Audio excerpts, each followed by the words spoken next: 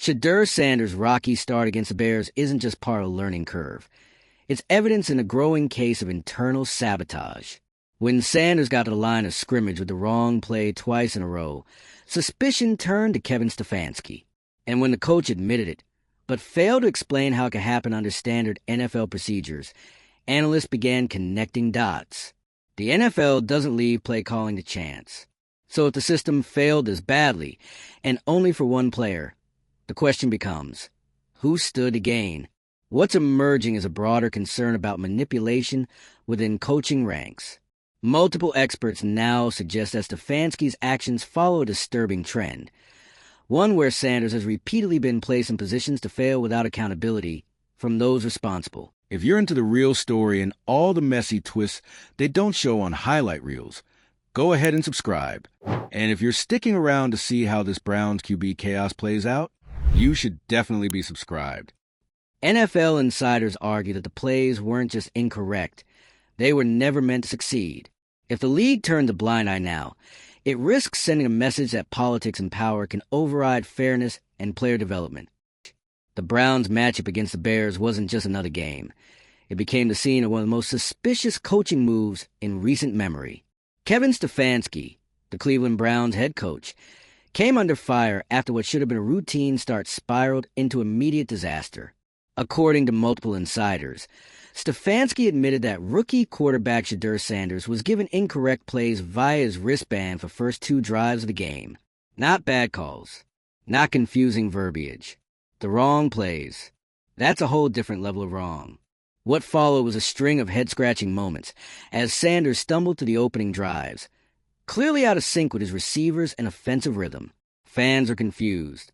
Analysts were baffled. But when Stefanski's admission surfaced, confusion turned into suspicion. Because how does something like this even happen in the NFL, where play calling is a tightly controlled process with multiple checkpoints? Mistakes like that aren't supposed to make it to the field. vs. Bears match. And when those mistakes just so happen to target your rookie quarterback, the one already facing immense pressure, people start asking different kinds of questions. The narrative quickly shifted from innocent error to something a lot darker. Was this deliberate? Was Stefanski actually sabotaging his own quarterback? This wasn't Shedeur's first time having issues with the coaching staff. But this one hit different. 2 drives completely tanked. In a league where one mistake can flip a whole game, those kind of blunders are game killers. And they weren't just sloppy coaching decisions. They were play calls that didn't even match the rest of the offensive scheme. Wrong formations. Misaligned routes. It was sabotage dressed up as miscommunication. Segment, SS interview. Commentators wasted no time. Shannon Sharp, never one to bite his tongue, took a scalpel to the situation. He pointed to the NFL's strict game prep system, where plays are locked in on Friday or Saturday. Wristbands are reviewed and cross-checked. There are coordinators, position coaches, and quality control staff, all ensuring that what lands on that quarterback's wrist is exactly what the offense has practiced. So for Shedeur Sanders to walk into a live NFL game and have the wrong information strapped to his wrist, that doesn't line up with any normal explanation. That lines up with sabotage. Shannon called out plainly, if this happened, it happened on purpose. It gets even worse when you hear how Stefanski tried to explain it. In his post-game comments, he gave vague, roundabout answers. No specific reason for the mix-up. No one held accountable. Just a generic shrug, and an "it's on me" kind of statement that did nothing to clear up the situation. When a coach has nothing concrete to say about a very specific operational failure, it sets off alarm bells. Especially when this isn't the first time Sanders has been caught in the crossfire of inconsistent coaching decisions. Insiders pointed out that these kinds of miscommunications have happened before, and always to Sanders. Never to a veteran. Never to a backup. Always to him. At Sanders' own media appearance, the rookie kept things professional. He didn't call Stefanski out. He didn't make excuses. But you could tell from his tone, he was done being polite about it. The trust? It's gone. When a young quarterback's career is on the line, these moments matter. 1 or 2 of these mistakes can ruin rhythm, development, even confidence. What's clear is that this wasn't a glitch in the system. It was the system breaking in just the right way to make one guy look bad. People inside the organization are starting to talk, and the whispers are turning into full-blown accusations. This isn't just about one game. According to analysts, Stefanski has made a pattern out of it. There's a noticeable trend where Sanders gets a short end of the stick, whether it's play calling, protection schemes, or media narratives. This wristband stunt just added gasoline to the fire. NFL insiders believe Stefanski is either trying to control Sanders' development in a very questionable way, or he's actively trying to derail it. And if it's the second option, it's not just unprofessional, it's malicious. Setting a rookie up to fail is one of the most damaging things a coach can do, and at this level, it's inexcusable. Back on air, Shannon Sharpe wasn't the only one speaking out.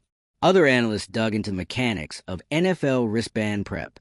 It's not like someone scribbles down plays 5 minutes before kickoff. There's a process. Play call sheets go through multiple layers of approval. Wristbands are synced to the game plan, checked by coordinators and reviewed in practice. For the wrong plays to show up not once, but twice means every safeguard failed, or someone made sure they did. And it wasn't just a matter of a few misread codes. These were drives that tanked the offense right out the gate. The Browns lost momentum. The Bears' defense looked like they knew what was coming, and Shedeur was left scrambling in front of millions. When the press asked Stefanski for more detail, the answers got even weirder. He refused to say who prepared the wristband, wouldn't confirm whether it was updated last minute, didn't explain why the corrections weren't made immediately after the first failed drive. This wasn't damage control, it was evasion. If there was ever a time to own a mistake, this was it.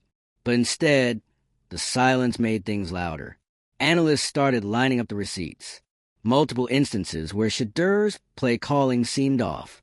Games where nothing made sense. All of them pointing back to one man, Kevin Stefanski. With the pressure mounting, fans turned their attention to ownership.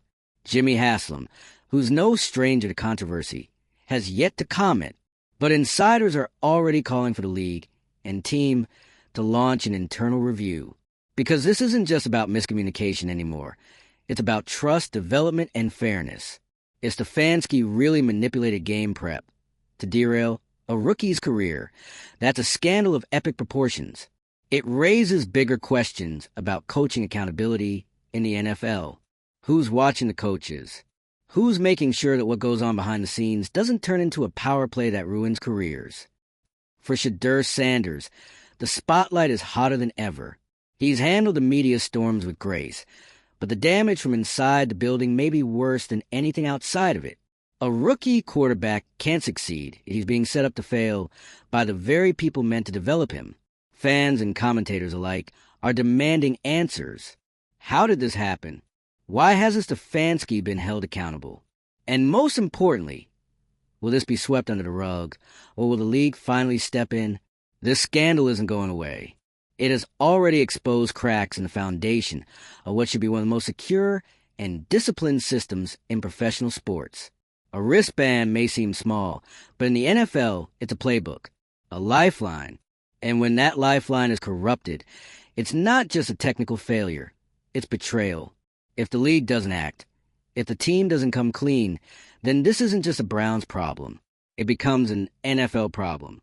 And the longer it goes unanswered, the more people start wondering who else might be playing with the system, and how many other young players are being quietly sabotaged in plain sight. Let us know what you think.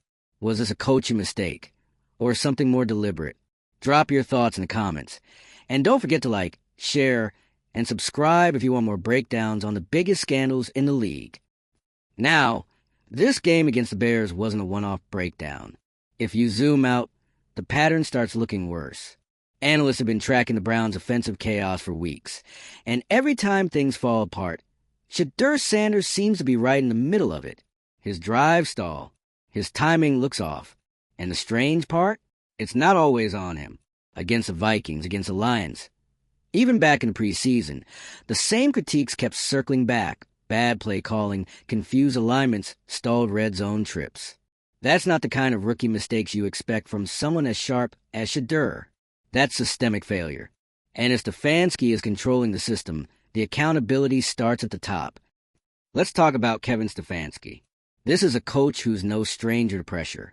But under that pressure, his recent decisions are raising serious red flags.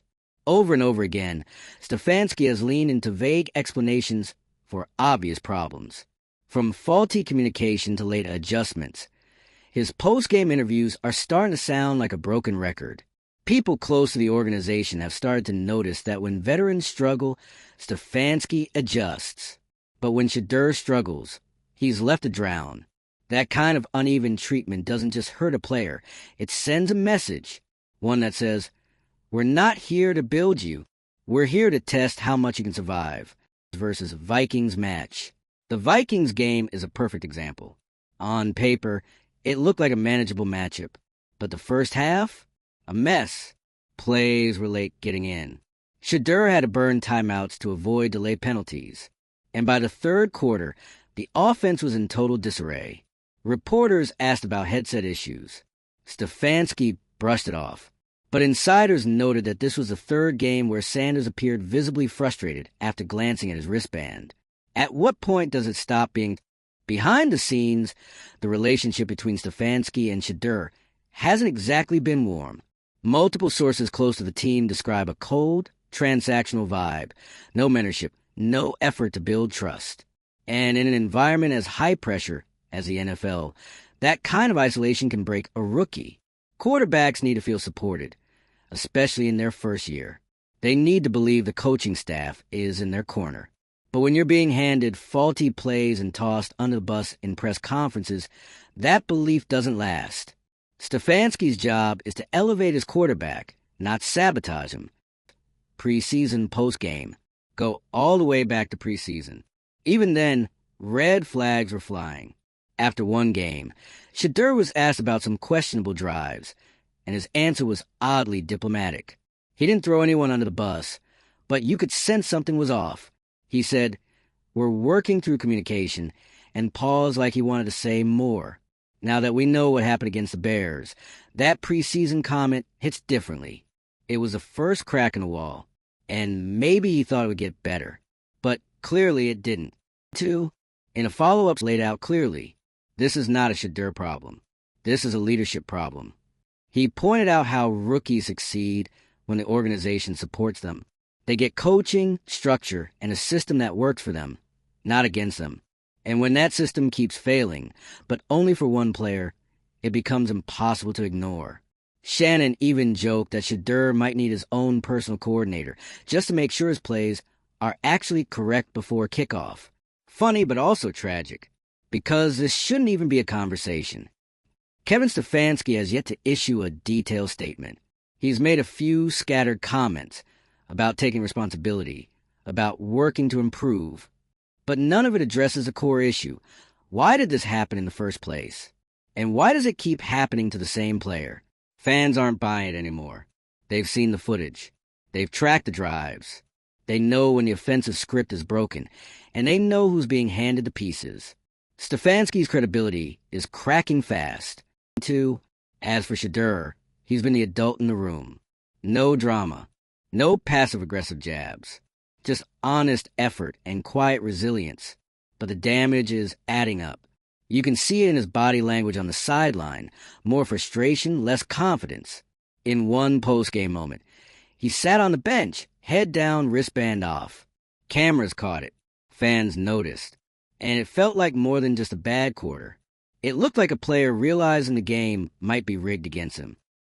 Ownership can't ignore this forever. Jimmy Haslam might not be rushing to the mic, but insiders confirm he's been briefed on the situation. There's mounting pressure on the front office to investigate whether this is a deeper systemic issue or an isolated scandal. Some are calling for internal reviews. Others want the league involved.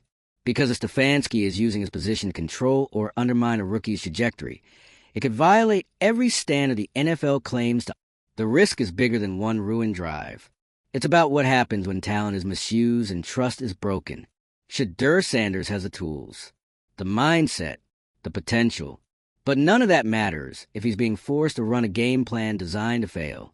And when he's sidelined, not because of injury, but because of calculated coaching, people start to ask who's protecting him. And right now, the answer might be no one.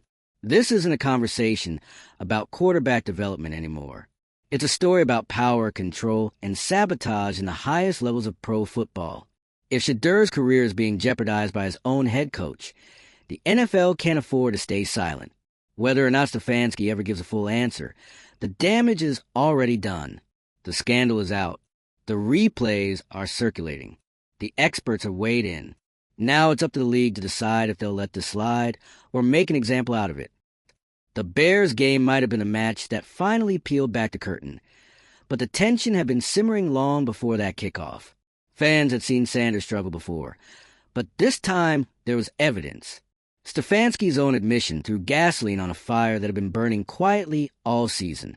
Commentators started reviewing tape. People dug into the snap counts, the route trees, the play selection. And the conclusion was brutal. Shedeur Sanders had been handed a broken script. Literally, from his very first snap, the deck was stacked against him, and the result was a public failure he didn't earn. When the pressure hit Stefanski post-game, he defaulted to his usual platitudes. "We're going to evaluate everything," he said, avoiding the one thing everyone wanted to hear. Why did the wrong plays make it onto that wristband? It was a non-answer to a very specific question, the kind of response that makes things worse, not better. At this level of football, accountability isn't just a buzzword. It's the only currency that matters.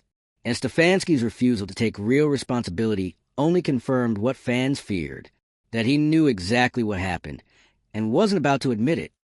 Speaking three. Meanwhile, Shedeur kept taking a high road. Again, speaking to reporters days later, he gave the kind of answer that makes you wonder how he's still this composed. "All I can do is control what I can control," he said. Calm, steady, but clearly frustrated. "We just have to move forward."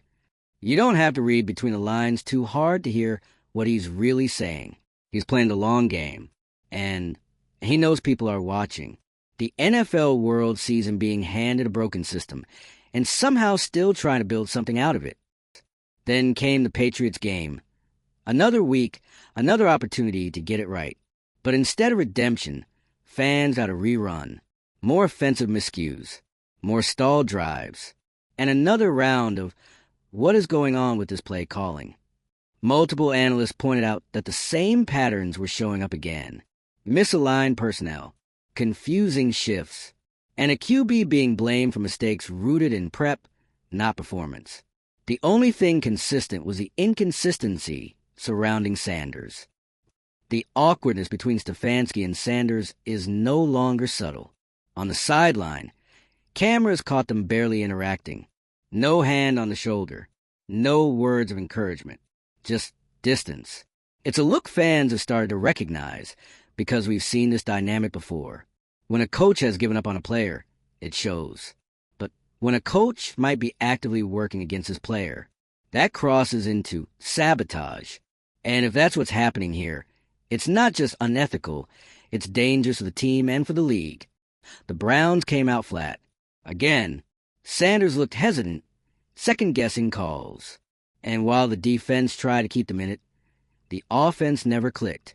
Analysts later reviewed the all-22 film and found a disturbing trend. Routes that didn't sync, receivers running into the same zones, and timing that felt deliberately broken. You can't build chemistry when you don't even know what you're executing. And for the third straight game, Shedeur looked like someone guessing his way through a plan that wasn't built for success. In practice, Sanders looks sharp. Insiders say he runs drills clean, processes information fast, and shows the poise of a much older quarterback. So, why doesn't that translate to the field? The answer may be that it's not him. It's what he's being given. If the plays in his wristband aren't matching the game plan, or worse, being altered without his knowledge, then he's walking into every game at a disadvantage, one that no amount of talent can overcome. Even during the Packers matchup, when the spotlight wasn't as intense, the misfires continued. Another week, another round of strange communication breakdowns. At this point, fans didn't even need commentary to see what was happening. Every play told the story. A rookie quarterback trying to play clean football while the script underneath him kept falling apart, and a coach standing by without fixing it. At some point, silence becomes complicity. And as Stefanski's silence continues, the message is clear: this isn't an accident. It's a strategy. One. Now, the question isn't just did Stefanski sabotage Shedeur? It's how long has this been happening and who else knew? Because when a pattern this deliberate shows up on film, in interviews, and across multiple games, you can't explain away as a coincidence anymore. People are connecting dots, and every arrow points back to the same conclusion. This wasn't a misstep. This was a plan. A plan that left a rookie quarterback exposed on national television again and again, while the guy responsible refused to give straight answers. Whether this was about ego, control, or something even pettier, it's now threatening to derail a young career before it ever gets a real shot. The league has to pay attention. The fans already are. The only thing left is the truth, and the longer it takes to come out, the worse the scandal becomes for everyone involved. What do you think? Is this the biggest coaching betrayal in recent memory, or is there still something we're not seeing? Let it rip in the comments. And if you want a full story every time the NFL gets messy, don't forget to like, share, and subscribe. We've got more coming. Because this league never sleeps, and neither does the drama.